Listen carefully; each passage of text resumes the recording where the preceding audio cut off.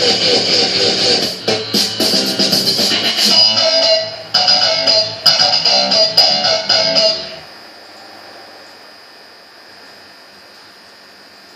morning, Malaysia, and welcome back to Bernama. Today, of course, it is the year where we focus on traveling in Malaysia.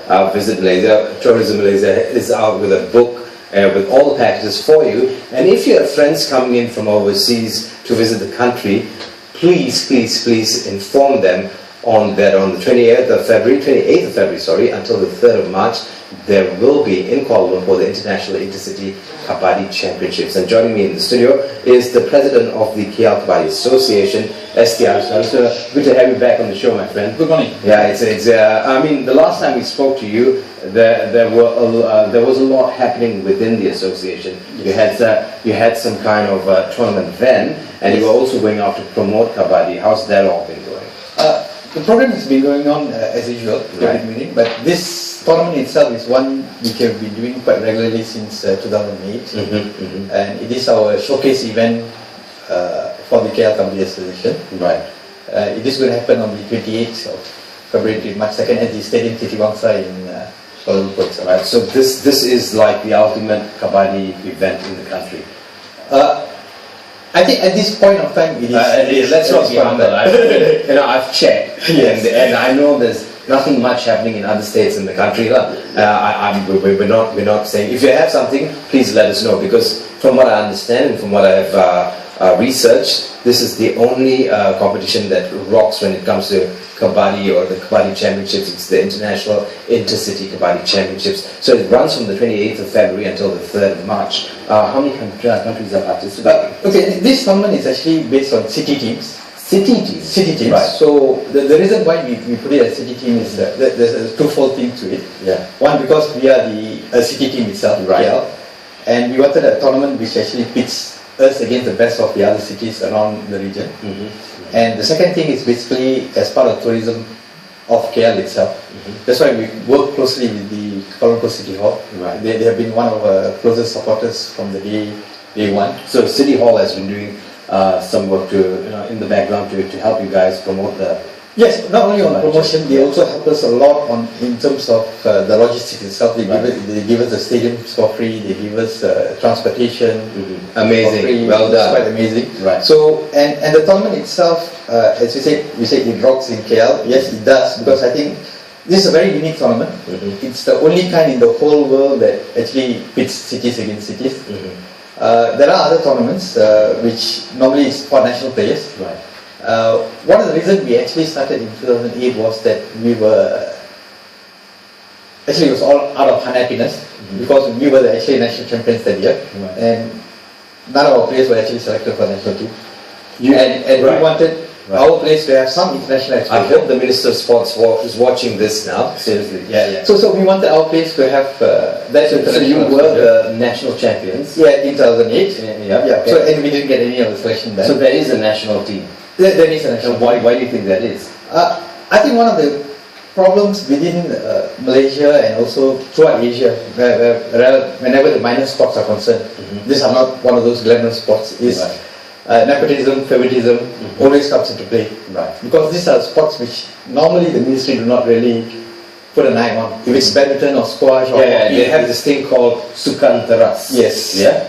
I think we should do away with Sukan Teras. Sukan is Sukan, whatever it is a contribution to the country. Yes. And it puts the country outside there. When you talk about our country standing out on the map of the world, this is what we want to do. Throw it in all angles. Every different sport does their part for the country. Yeah, because if you look at it, whether you're a national player in football or hockey or badminton, or a national player in Kabaddi or even a small sport like wushu or whatever, right?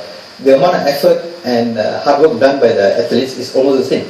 So it should be at the same level as far as recognition is concerned. What about the support or response from people who are coming to support this event?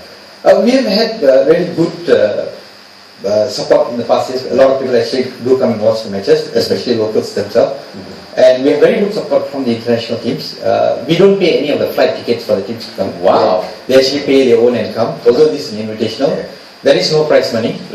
There is only, we provide the hotel and board and lodging for the teams. And every year, the number of teams which will actually want to come. So it is all happening in the spirit of sport and camaraderie. Yeah? Yes.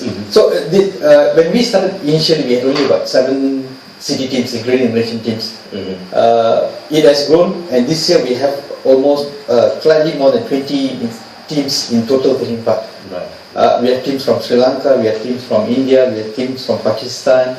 There's a team from Canada and Taiwan too. They used to play, but they're not coming this year. We had them. Taiwan came 2 years ago. Canada came 3 years And ago. what are the levels like when it comes to the sport? Are they pretty Taiwan is just kicking up their team, so they are still emerging.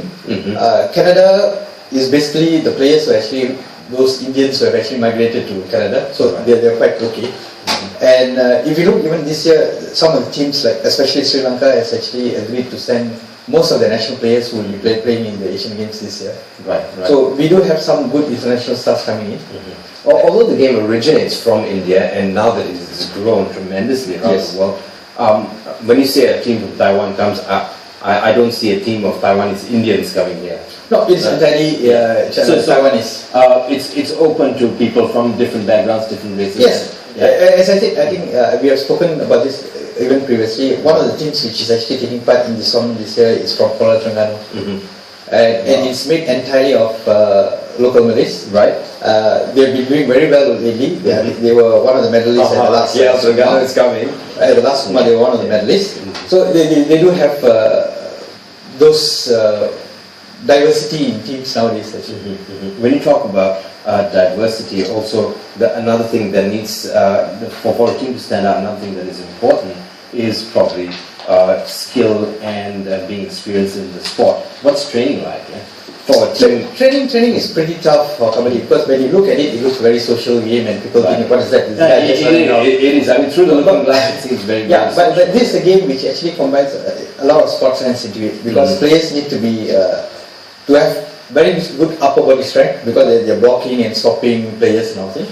And they need the speed and agility on the legs, but they also need the strength on the legs, because they need to stand and withhold the force of players. Because this is a game where 7 players actually come against 1. So you need the strength, but you also need the speed and agility. So the training varies. So when you say the science taken into the sport, do you have a program or a fitness program for building an athlete for the Kabaddi sport? Okay, up to late last year, the entire sport science of it, where it was actually handled by our own national team, state team. We had our coach who was actually trained in, was a former national player who had undergone all the training. But it's a good thing from this year, the Institute of Sports, ISN, has actually opened up branch in each of the states. So KL is actually having a full-time sports trainer to actually look after those things for the team. And this is funded by? This is funded by the government. The government. So basically those days, ISN used to have only a national level. So they've actually branched out to various states. So they've just started in KL since December. So we hope that will actually further push up the level of players in KL itself. So don't forget the International Intercity Kabaddi Championships running from the 28th of February till the 3rd of March. The players, all the teams arrive, 2 days? Most of the teams arrive either on the 26th or 27th. We do have the training sessions going on the 27th, the managers meeting, and we have a weight check done on the same day. Well, there is a weight check. There's a weight check because for the men's it's below 80 kg. Then on the 28th itself, the matches starts. The opening ceremony will be graced by the Deputy Sports Minister, Wabidato M. Saravanan. And we have the closing, which is on the 2nd at 5 p.m, immediately followed by the final, before the final. That will be graced by our Malaysian Kabaddi Federation President. So I suspect that the closing ceremony will be on the 3rd of March. Actually, it's on the 2nd. On the 2nd. On the 2nd. And then you continue with one more. Other programs, yeah. Other programs. So with the opening ceremonies, they're going to be what? A get-together dinner or some congregation of some sort? What's that? Actually, during the opening ceremony, it's going to be, because it's in the midst of the tournament. We actually start our matches at 9 o'clock in the morning. We take a break at 11. We do the opening ceremony. We have a lunch together with the guests. And then they go for the Friday prayers. And then we'll continue back at 2 o'clock. Continue at 2 o'clock. But having said what you said, you start at 9 o'clock in the morning. Yes. How long does a match take? Saying You could pit two teams against each Okay, other. a men's match is 20 minutes per half, the school halves. So we estimate about an hour for the whole match, plus timeouts and breaks and machine and all these things. Women's match is 15 minutes per half. Right. So that's about 30 minutes plus, so that takes about 45 minutes per match. Right. In the game itself, how much does the men's category and the women's category differ when it comes to rules and also strength? The rules are almost identical. The only difference is the size of the court. The women's court is slightly smaller. Right. Taking into consideration they're much smaller physique. That's about the only difference. The rest of it is entirely the same. Okay. For those of us who haven't seen it, it's a shame that we don't have a video. We just have slides which are running right now as to what Kabaddi is. For those of us who haven't seen what Kabaddi is, essentially, is it like the game we used to play in school champion, where you try to get, someone tries to get across and you try to block them from doing that? Yes, I think those games are actually variations of Kabaddi actually. Oh, those games are variations of Kabaddi. Yeah. You're talking like games which some people call it Gala Panja. Gala Panja. I think in southern Malaysia they call it Bernama. Yeah. These are all variations of Kabaddi. Kabaddi itself, I think it is a game which is about 5,000 years old. Right. So these are variations. But Bernama, Gala Panjang is not non-physical. Whereas this is a bit more physical. Right. My student director just gave me a question. What's the point system like? Okay, whenever you touch a player and you get back to your zone, for each player you touch you get 1 point. Okay. But if you get caught there, then the other team gets a point. So if you get caught there, the other team gets a point, and do you get to come back to your team? No, you will be out until your team scores a point. So what would a score of a full two halves be? It depends very much on the quality of the teams. Right. And if you are looking at two teams which are too far apart, then it could go even up to 60, 70. Saying if there are two good teams, saying is, let's for the sake of an argument say the Liverpool and I wanted to say Manchester United, it's not a very good team now. Liverpool and the Chelsea of Kabaddi. You know, what would the score be? Let me give you a very recent example in Sugma for a sake. So the men's, we played against Selangor in the final. Right. So the difference of points was, I think it's about 20 to 17. So it's about 3 points difference, 3 to 4 points difference. Whereas the women's match ended up 3-2. The women's match in matches. So that's like quite a tough fight. Yeah, it's a quite tough fight. But I've seen matches where it has happened 75 to 2, 75 to 3. That shows that the quality of the teams are very far apart. Okay, here's the $1 million question. How does this happen? You run to the other side to tag another person, no? Yes. And you have to keep on repeating Kabaddi. Yes, Kabaddi. Okay, yes. so how does that happen? If you stop, what happens? If you stop, you lose the point. You're out. Right. So you need to have lung capacity to be able to do this. Yes. Is there a technique for it? Basically not. You just have to keep training that continuously. Right. Studies shows that when it's beginning of a match, you can do that for about 30 to 35 seconds. But as the match progresses, you tend to get slower. So you have about 20-25 seconds. We do not have a time clock on that. It is at the discretion of the umpires. Right. The circle Kabaddi, which is slightly different format from this one we are playing, that has a time clock of 30 seconds.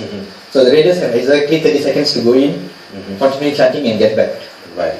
30 seconds to go in, continue chanting and come back. And come back. So that's very interesting. So saying, as the president of the KL Kabaddi Association, well, what level are you at as a Kabaddi player? But Would I consider you Lionel Messi or Sepp Blatter? That's a good question. I would say I've never played Kabaddi competitively at all. You played for fun? I played for fun, yes, right. but I've actually gone through the technical part of it. Right. So I am a qualified technical instructor. So quite a number of the old technical officers, initial technical officers in Malaysia were actually trained by me. I still do some of those programs in some of the other countries. So I'm not a player, but it's not always a good player becomes a good administrator or lover of the game. Right. One of the reasons why myself and a lot of us get into this game is because of the history and tradition of the game. History, tradition, yes. Are you driven by passion to it? Does passion drive you to do what you do? I think most of us do. I think, especially in sports like Kabaddi, we have to spend our own money, our own time, and it takes a lot of effort to do it. Right. We don't get the recognition as much as the other bigger sports. Right. But that's not stop us, because I think it's a love for the game. It's something which we need to keep alive, the tradition. So don't forget, it's happening from the 28th of February and it runs till the 3rd of March. It's the International Intercity Kabaddi Championships, and it's happening in Kuala Lumpur. What help do you want from our people in KL? Do you want them to come support the event? How do they support the event? What can they do to make this event a success? Well, there are two things which I really look forward. The most important thing is we really like to see more people coming and watching the matches. Right. Two, I've spoken this many times before, that we do need financial support to run this kind of events. We do spend almost about 100,000 for this tournament every year, and bulk of it normally comes from the pockets of the office bearers and all this. Right. Because we really can't get much of sponsorship. I know, but we do get on the same note, I must say that we do get a lot of support from the Kuala Lumpur City Hall, and we also get the support from the Federal Territory Sports Council. Right. So they do help us financially where they can, where it's available, and that's one of the reasons that the tournament is running for the 5th time. Right. And we hope to actually continue this and make it much bigger in the coming years. If a big sponsor comes in, then we are actually planning to convert it into currently International Intercity to a World Intercity Championship. So they're currently looking, if you know of someone, or if you're in fact someone who can come out and see what you can do to help this sport become a success and make it an international success, all you need to do is get in touch with them. How do we get in touch with you? We have a website, right. www.kabaddi.my, or you can email us at kualalumpur@kabaddi.my. Kuala Lumpur at kabaddi.my, or kabaddi.my. www.kabaddi.my, and you'll get all the information you need. On that note, Arasu, it was a pleasure speaking to you. All the best with the International Intercity Kabaddi Championships running from the 28th of February until the 3rd of March. Make your way there, make this a success for them. Also remember, it's Visit Malaysia year, and the Tourism Ministry came up with a book for all of us to go travel our own country at affordable prices. And if you have friends coming from overseas, tell them to go watch the International Intercity Kabaddi Championships. It'll be fun. It's happening in Kuala Lumpur. It's running from the 28th of February until the 3rd of March. Arasu, thank you very much for coming in. From the team here at Bernama today, I'd like to thank you for joining us. We'll be back tomorrow with more for you. On that note, I'm Jared Ruther signing off. You have a great day ahead, my friend.